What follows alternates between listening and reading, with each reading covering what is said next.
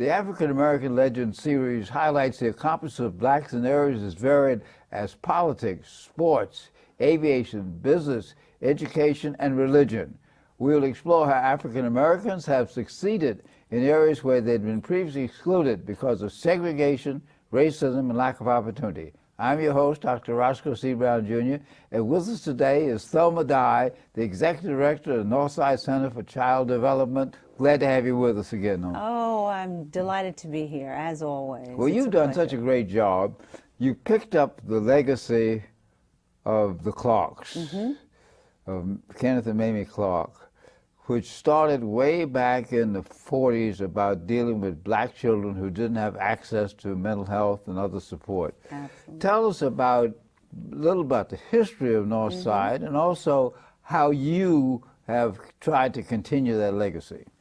Well, as you know, Northside was founded in 1946 by Drs. Kenneth and Mamie Clark, the black psychologist whose black-white doll study was very instrumental to the ultimate decision in the Brown versus Board of Education decision. And that study had to do with the image of black people as related to white people. Absolutely. It had to do with when they showed black children, young black children, black and white dolls, the children responded to a series of questions that the black doll was not the nice doll, the black doll was the ugly doll.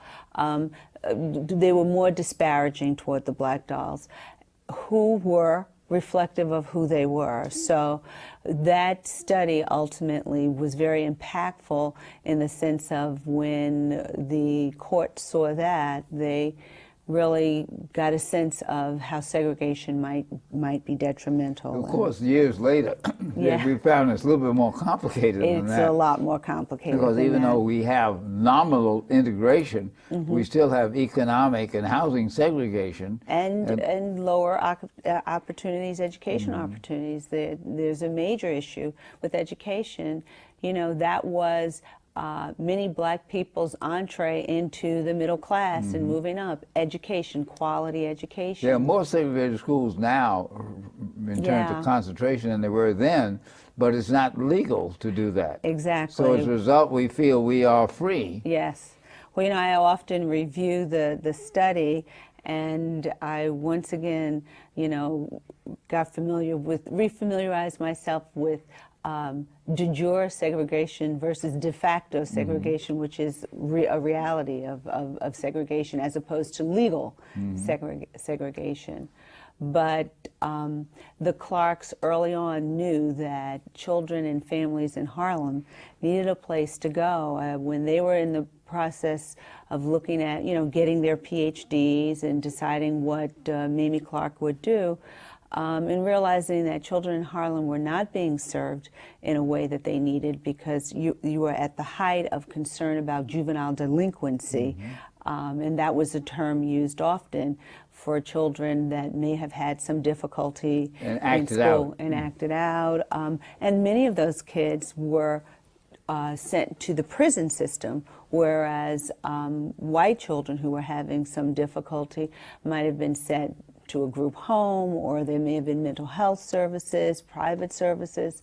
So Northside was founded at a time when a lot of the agencies, the Protestant agencies, were not willing to serve some of the black children. So in many respects, the Clarks were visionaries in what they've done because they started with a few kids, and now we serve over 3,000. But even many of those agencies that serve black children serve them in a different way that sort of blame the children and we'll call blame the victim rather than look at the larger society. And so what did Ken and Mamie do to help challenge that? Well, their whole philosophy, and they were social psychologists, Dr. Clark was a social psychologist, basically said, you have to take a look at the environment that the children came from. You have to take a look at the racism in society that limits opportunity, that limits interactions for black children to get further along in society.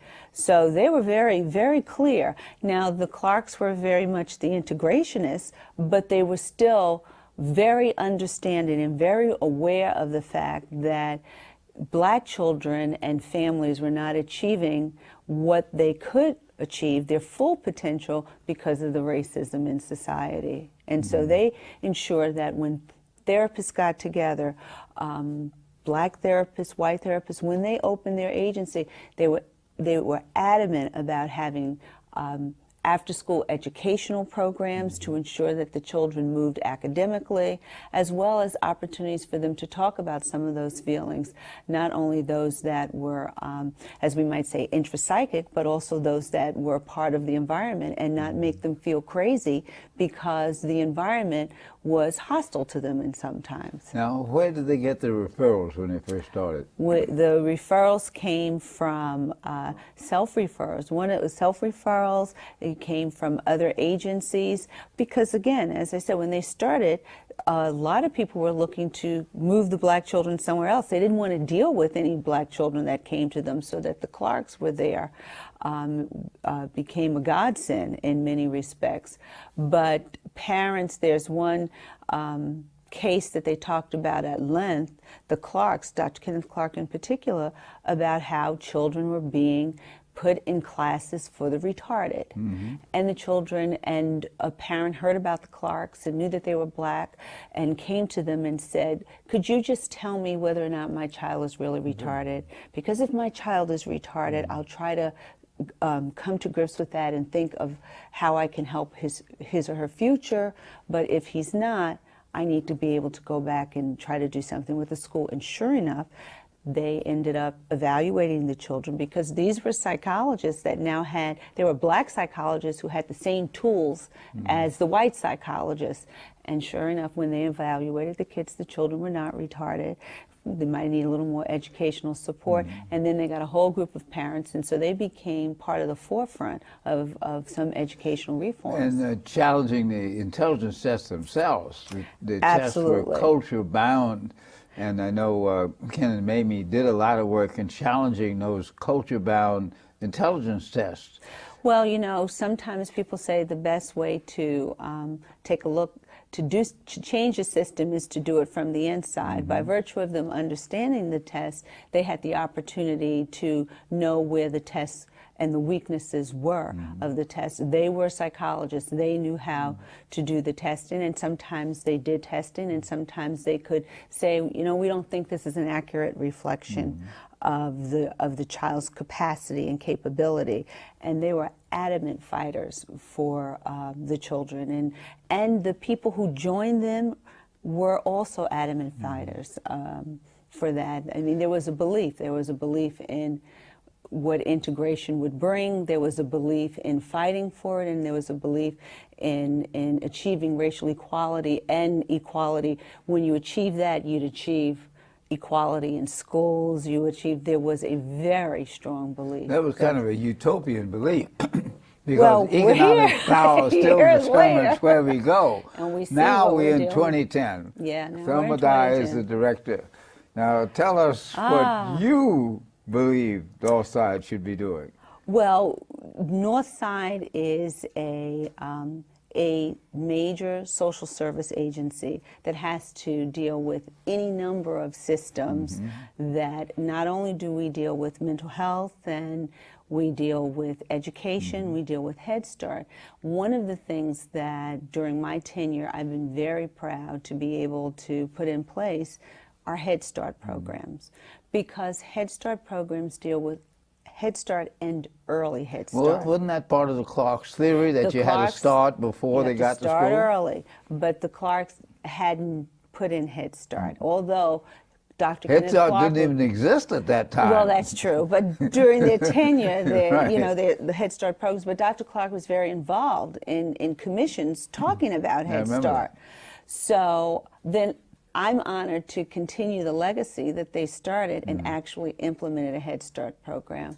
A large Head Start program that is a very striking program. We deal with children from birth to 3 and pregnant mothers in Head Start, and 3 to 5. And the reason I'm so wedded to Head Start is because of starting early and being able to provide quality education and support services to families, and enabling families to be active participants in the structure of the agency. We have Head Start parents who actually go on to serve on our board of directors. So you change people's lives forever. And most important, we teach them how, when they get to the public school system, you fight for your child. You fight hard. If there's something that you don't think the school is providing, then you don't give up that fight, because the best thing you could be, beside providing love and nurturing and support, is an advocate for your child. And you know, I think that we're creating an awesome legacy that will continue with our Head Start programs. And those are government-supported programs. And I think that, you know, when you have an agency that has a history like Northside that stays behind Head Start, when there are detractors, there are people who are trying to say, oh, I don't know if we should invest this much money in Head Start, but you can come to us. We just happen to have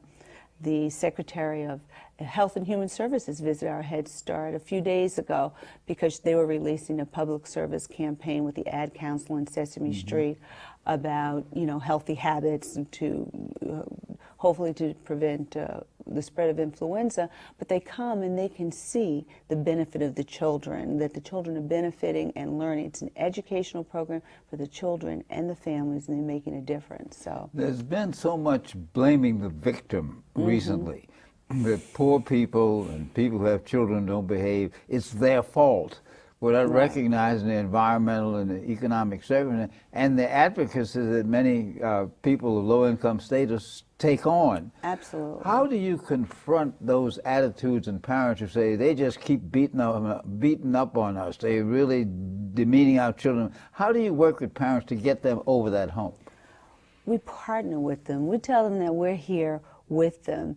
I think it's very important for parents to see that people like me, people like you, people like our families have mastered the system. And if I can do it, you can do it. We make sure, and we work with our parents so that they don't give up hope. I mean, there's a lot going on, and there's a lot that they have to overcome. They've got to, you know, we talk about trauma in the mental health field, and the fact is slavery's traumatizing. What we've gone through in this country has been traumatizing, and we haven't quite figured out how to work through the trauma and move totally on. But the reality is that if some of us can do it, all of us can do it, and we don't leave anybody behind. We just keep working and working. That's a very good point. If some of us can do it, all of us can do it. And unfortunately, even in the black community, there's going to be this class differentiation that we did it and something's wrong with them. Nothing is wrong with anybody. It's a question of what kind of society they grow into. Exactly. And that's why Northside is so important in providing that support. Now, how do you get your referrals now? Our referrals come from all places. They come from schools. They're self-referrals. Parents walk in. We get them from the Board of Ed. We get them from other community agencies that we work with, because we believe in supporting other community agencies, because we're all about the same thing. So they come from a variety of hospitals, different How places. do you select which ones you're actually going to serve?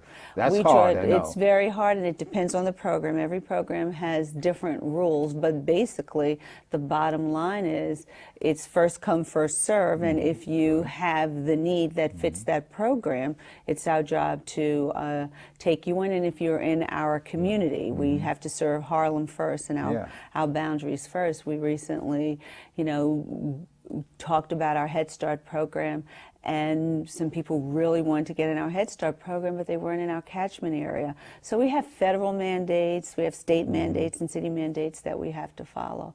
But we, you know, we try to adjust where we can. And how do you model the Northside experience somewhere else in the country? That really is the key in terms of how do we change it. What are you doing to do that, and how do you think we can do it better? Well, I would like to do that tomorrow. The North Side experience is there are many agencies that take a piece of what we do. I happen to favor Northside as being unique, and we have a children's library. We now have a Head Start. We do all kinds of things that I think are very special and all in one, under one umbrella that helps. But there's more that we want to do. But I think if we want to take Northside and put Northside in another state or another, that takes a lot of funding. And it takes a lot of funding, but doesn't it take an idea, somebody who really understands this and communicates to the politicians and the funders that this happens? Because, as I said, we have so much this blaming the victim psychology going on, particularly if some of the right wingers don't want to spend money. So we need advocates as well as people who can actually carry out the program. Strong advocates. I mean, I think one of the things that we're finding is that a lot of not-for-profits are under attack. The government is withdrawing support. They don't want to support them. And the way they withdraw support is they say, well, you're not big enough, or I've got this one that's going to do that. The niche-based agencies are not, the government is not necessarily there to say, you know what, you know how to do it. You've been doing it for years. You've been there where no one else is. How do I grow you so that you can go to different places and do it? The government is looking at those agencies that may be large, may be new, and not necessarily putting the dollars behind an agency that's as historic as Northside. So again, you're right. We need advocates. We've got to fight at many different levels. But you did talk about this advertising campaign with Head Start, because Head Start has been one of the programs, and some of the right wingers who said it doesn't work. We don't need to spend money on that. A good deal of public opinion in this country and the world is determined by the media. What are they doing in the media to promote the effectiveness of things like Head Start and Northside? Well, I can tell you that recently our Head Start, like I said, Secretary of Health and Human Services came to visit Northside, a Head Start program that basically just where you put the Ad Council, Sesame Street, and Health and Human Services Secretary, there's a statement in there somewhere that says Head Start is a good thing. We believe in it. We believe in good quality programs that promote children's education and their knowledge and families. So I think that was very positive. I think recently Northside was just on another news show, the Head Start program, and we get calls. We got a lot of calls. People want to be in this. You know, I think you really have to continue the research and continue the evaluations and have people who are wedded to research and evaluation to do it fairly, and not so that I have to do this so I can pull back Head Start dollars because I want to put it somewhere else.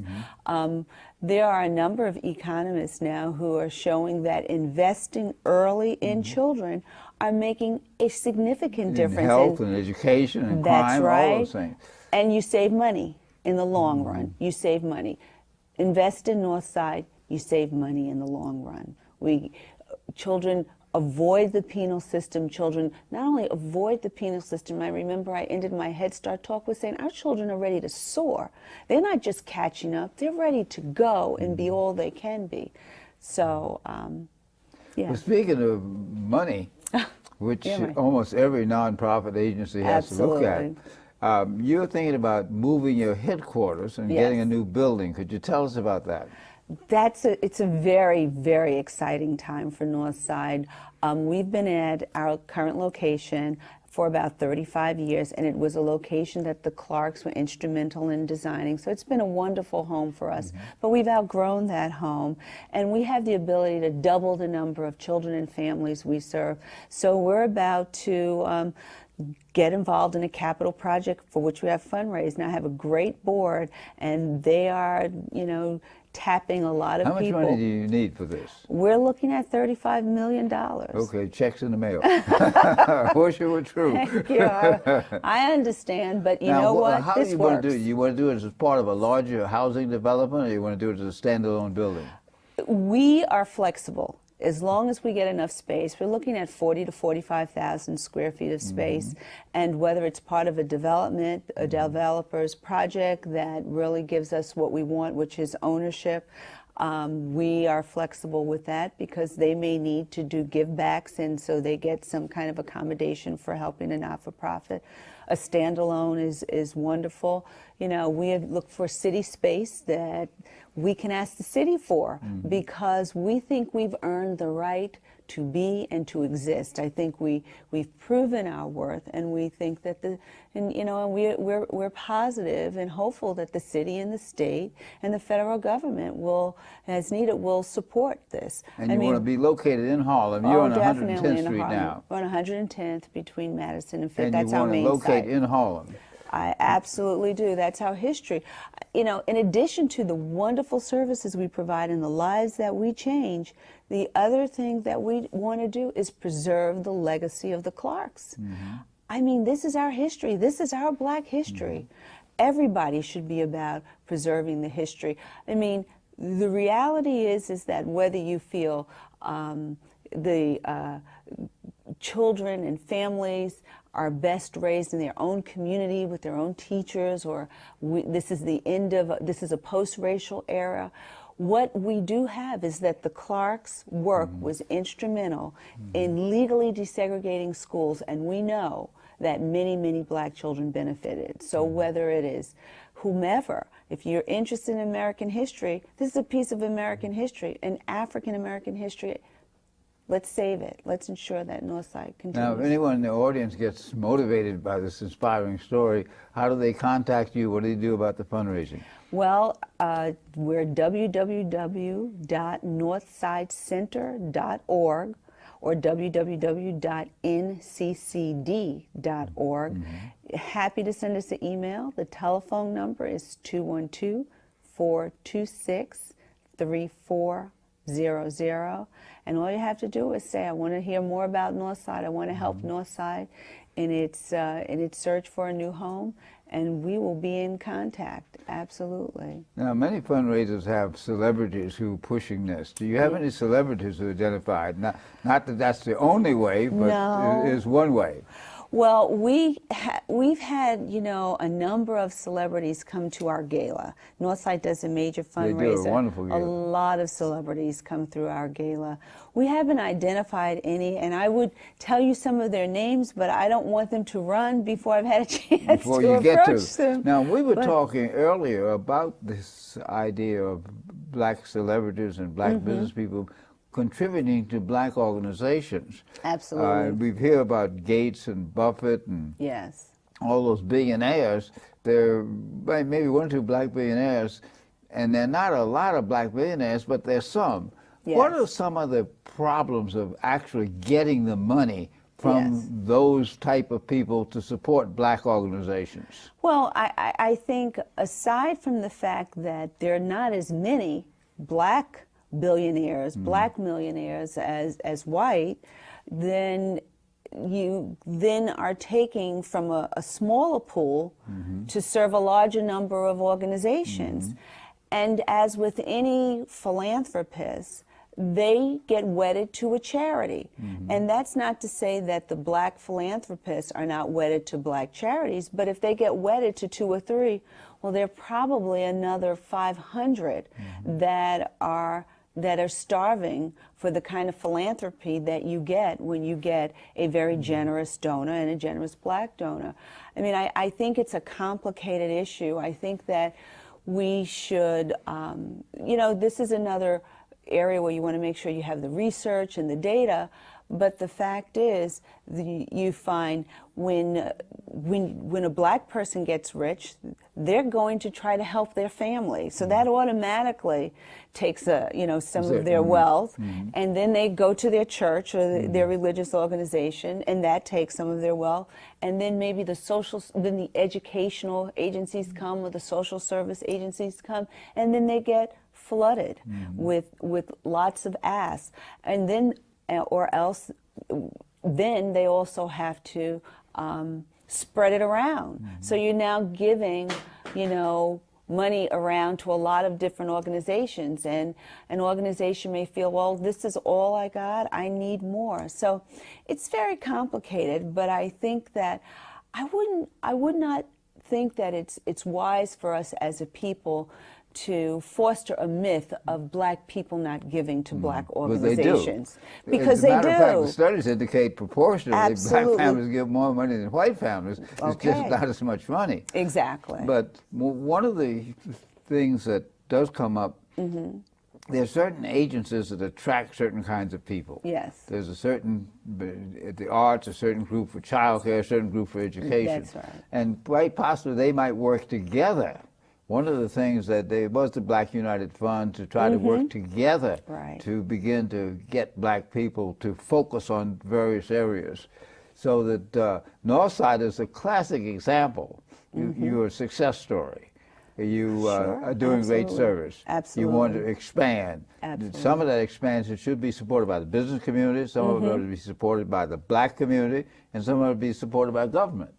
Absolutely. And I guess you write a lot of proposals. We write a lot of proposals because it works. I mean, the foundations and the corporations, the foundations require proposals. We write a lot of them. We talk a lot about what we do. We bring foundation people up to visit Northside. We believe that when you visit Northside, you fall in love and you want to help us because you can see that we are a well-run organization, a tight ship. Our audits are impeccable. I'm talking about our independent audits are great. So you definitely have to get corporation foundation support, and having a solid organization does that, as well as you want black philanthropy. And I want some of those black celebrities, I want them to come up and visit Northside because they'll be in love. And when anybody talks with Thelma Dye, they know that she's excited about Northside Center for Child Development. Thanks for being with us today, Thelma. Oh, thank you for having me. It's always a pleasure. Great. Thank you.